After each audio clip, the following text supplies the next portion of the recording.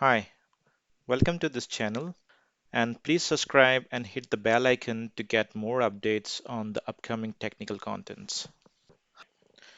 So today we are going to discuss another session. This is on STAAD Pro and this would be on some technique to model some complex solid element in STAAD. So most of you who have used the STAAD Pro before, they must be aware that instead we have the range of member, then plate elements, then solid elements. For plate, we have different methods to perform the meshing. We also have the solid element, but here you can see 4-noded, 5-noded, 6-noded, and even the 8-noded solid elements. But we can't do the meshing. If it is a cuboid, then you could do the meshing by going to this structural wizard.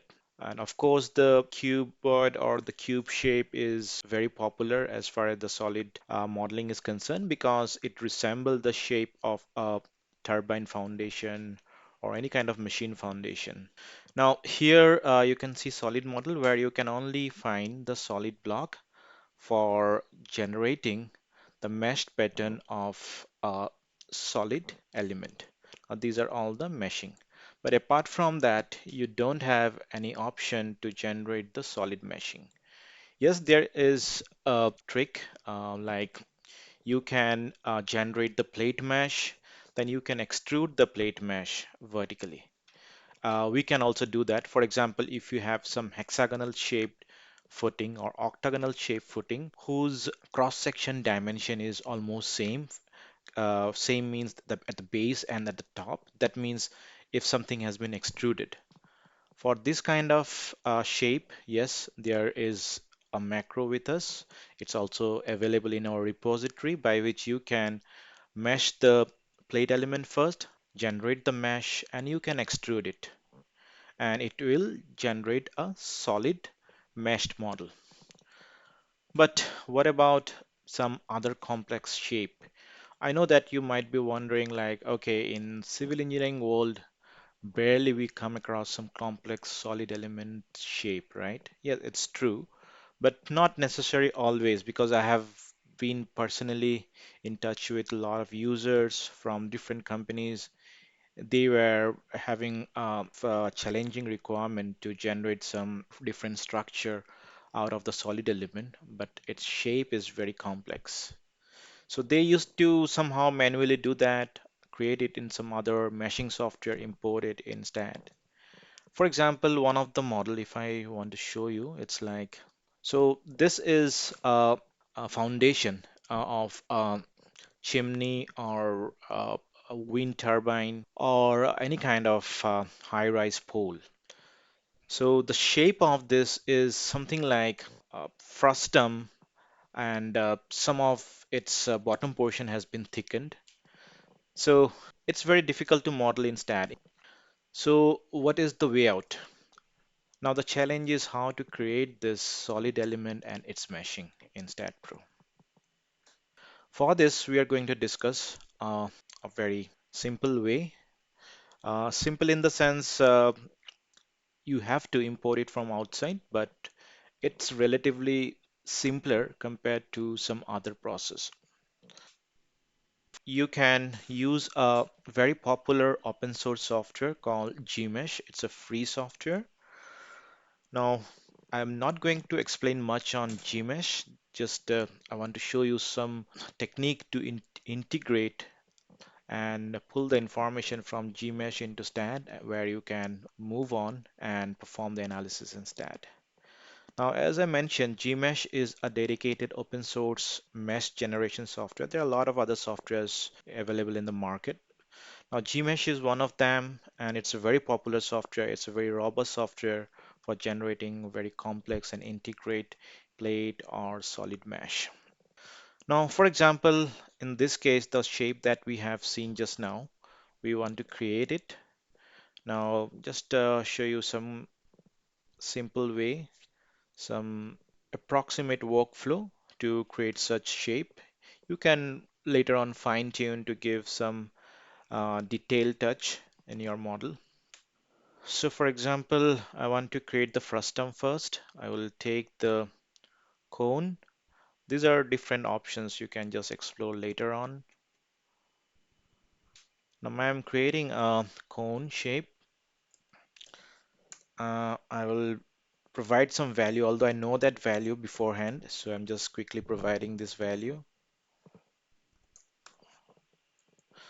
This is just for demonstration, that's why I'm just taking some simple example and the workflow.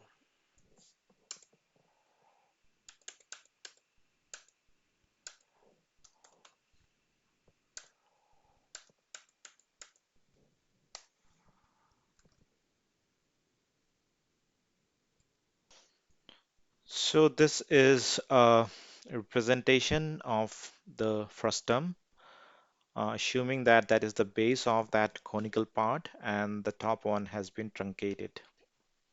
Now taking the cylinder now.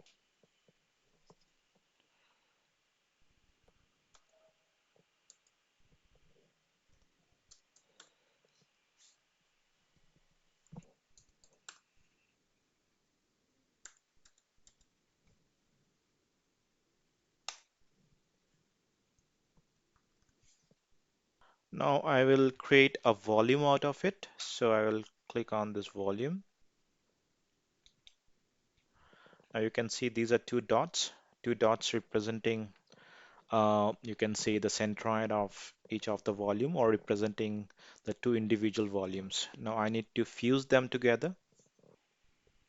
So you can go to Boolean where you have different options. If you want to carve out some portion, if you want to create some hole, if you want to fuse, if you want to take only the portion that has been overlapping with each other, then there are different options you can choose from here. So I will take it as a union. Union means both this entity will be fused together and it will form a single entity.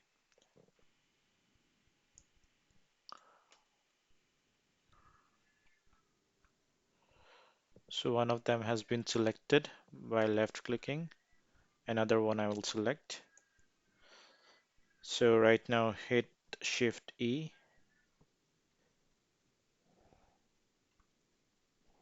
So you can see both the nodes transformed into a single node.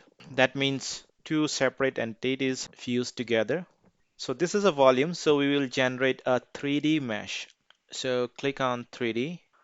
Okay, to see the mesh, you need to go to the options,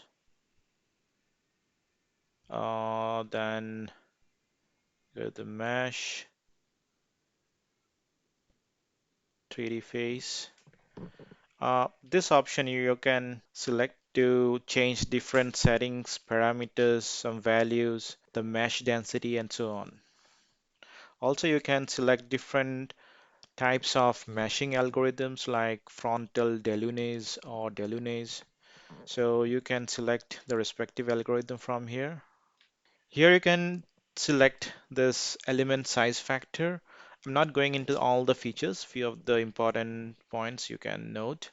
Here you can increase or decrease the element size. So I will keep it like zero point 0.5. If I just reduce it, the mesh should be finer and the element size would be smaller, but size of the model would be very huge. So I'm just keeping it nominal 1.5 and you can set the visibility and all. If you want to see like it's 3D face, you can keep it like this. So this is the settings all you have. Now, for example, if I want to make it finer like this, uh,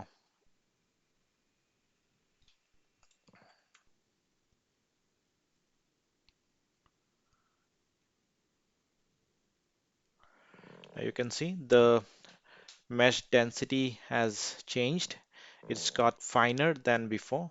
Now, I don't want to take this back into STAAD. I have done it before, but want to keep it very lighter one so that I can easily handle them. So I'm going back to zero point 0.5. Now, from here, you can visualize. You can see the quality of meshing. It's very much rich as far as the mesh element aspect ratio its queueness and etc. are concerned, because these are the basic requirement for a good quality finite element machine.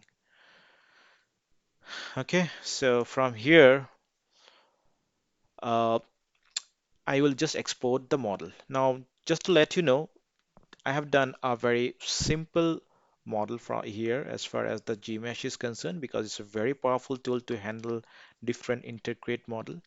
You can also create different kinds of elements like surface element. If you have a spherical shape like dome and all, you can do that. You can also create a surface element and then extrude them. So you can go to any tutorial on Gmesh. You can find the detailed information on this. So right now I'm going to export the model. Now this is where we need to note a very important and vital point. Now when you are exporting from Gmesh, you can find different extension. A few of the extensions are compatible with some softwares, like you can see here Abacus, then you have LS-DYNA, a few of those finite element software, and few of them are having some standard extension, just like .stp you have. Now, I have checked most of them and found that this extension is very much suitable to export the information to STAAD.Pro. The extension is .dat. So just select this, and you need to save it. You can save it in the same folder or you can save it any other folder, doesn't matter. So save all the elements. So from here, our part of Gmesh is over. Now we will open the very same file that we have just exported and saved. Now for this, you need to open an Excel spreadsheet, because here the Excel spreadsheet does all the trick for us. So in the Excel spreadsheet, you need to go to data, then you have different options to browse and pull the information or import it. Select the file that we have just created after exporting.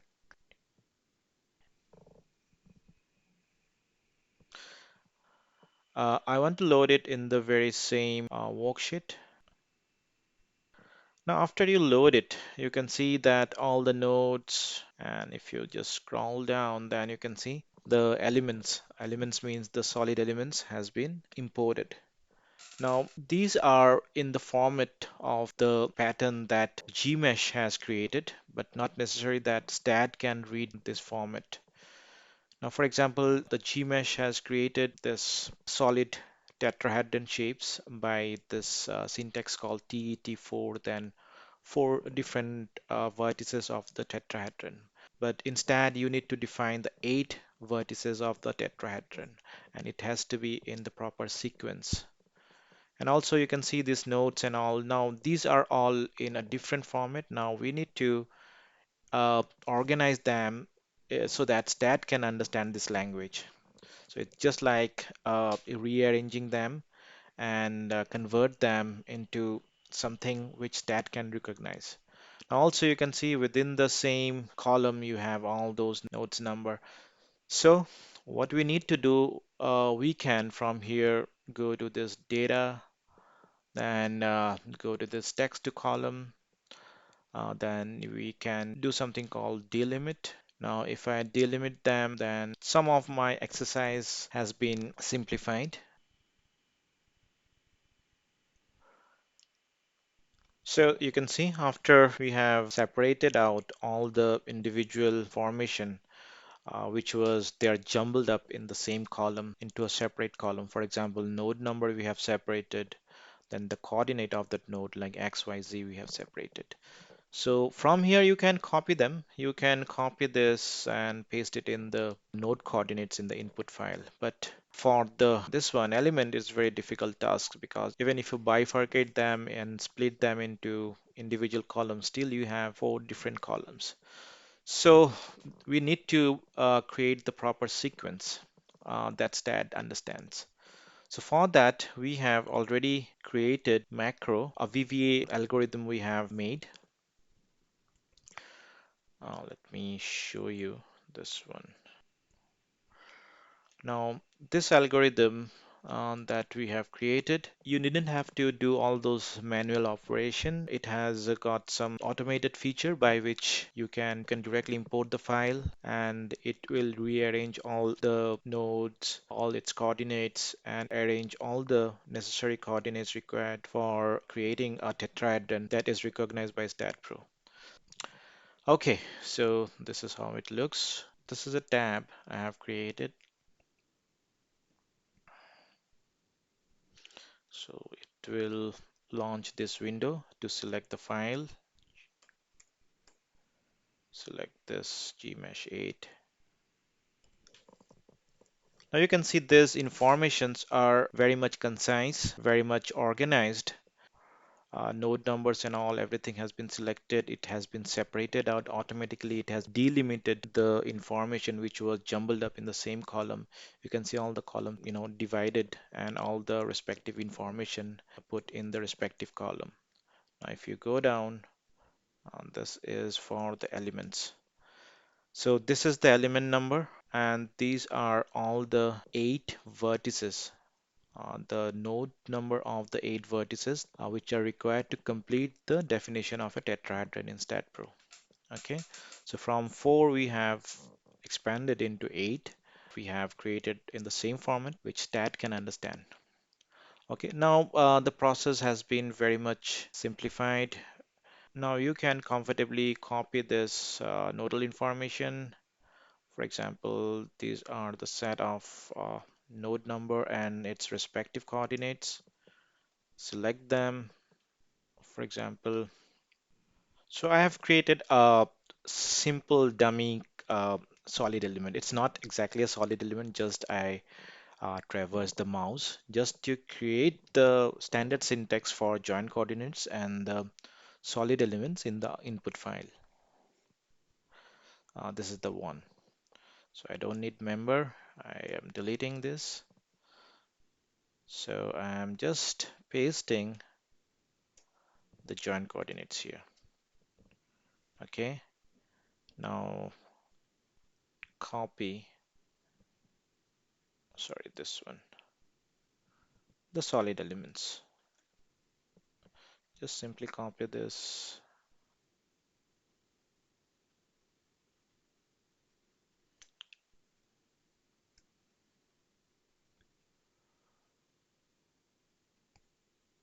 Now go to element indices solid and just below that, just paste your copied information.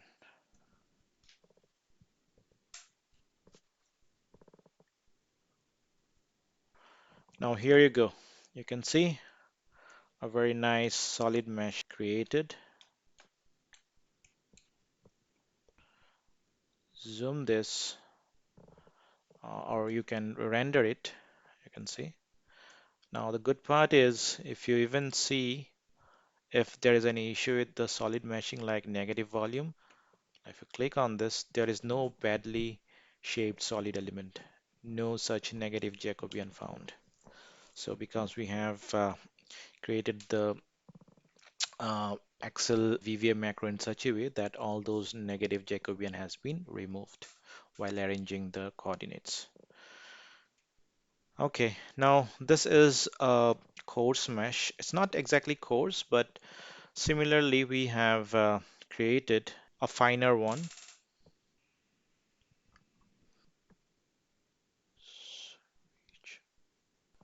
So this is the model having the finer meshing. You can see the richness in the mesh quality.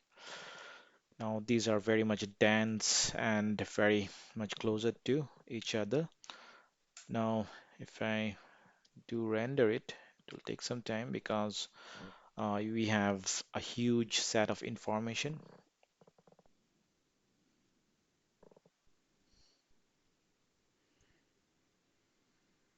So you can see this.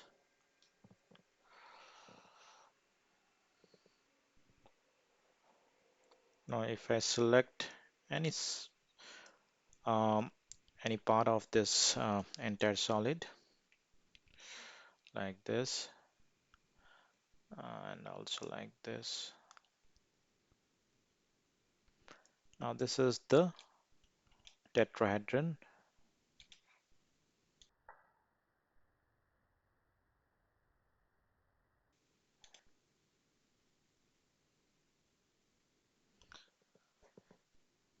So we have already applied some loading on the top. For example, let me show you the loading.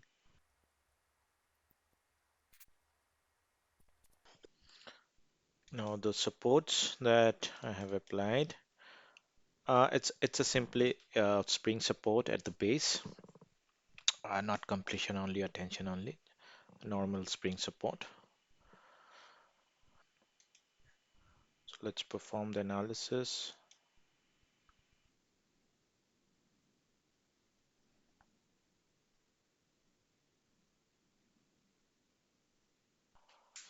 So the analysis is done. It's Let's go to the post-processing mode.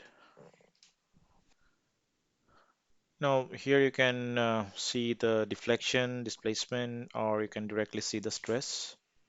Now I have applied the loading at the tip of that frustum. So you have different kinds of stresses, normal stress, then shear stress, then you have principal stress. For example, if I select this principal stress,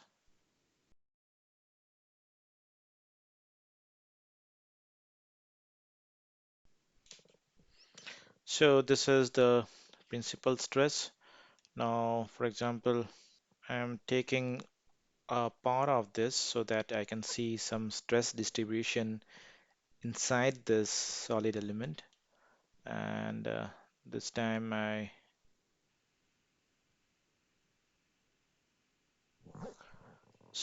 am taking the half of this solid block and get it in the new view. The reason for doing this, I want to see the stress distribution inside the solid block. So this time I'm choosing the von Mises, for example.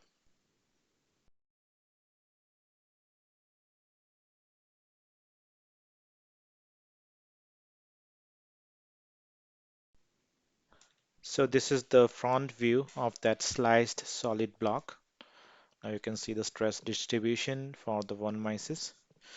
Now you have the basic stress like normal stress, then shear stress, and then you have also interaction of them in the form of principal stress, and again the interaction of the principal stresses in the von Mises. Now for designing, you have to choose the approach. Mostly for the concrete element, which is a brittle one, the principal stress is of concern. Um, so I'll share a link and the document from the ACI where they have described the different ways of designing the concrete solid block by looking different types of solid stresses.